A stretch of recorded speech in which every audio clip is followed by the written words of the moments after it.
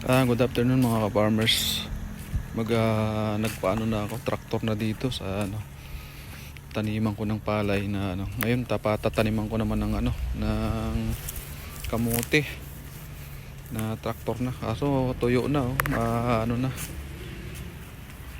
malikabok na. Late na ako magpapatanim. Pero okay pa yan. Abot daming mga ibon na makakain ng mga insekto doon sa traktor nga daw, alikabok na.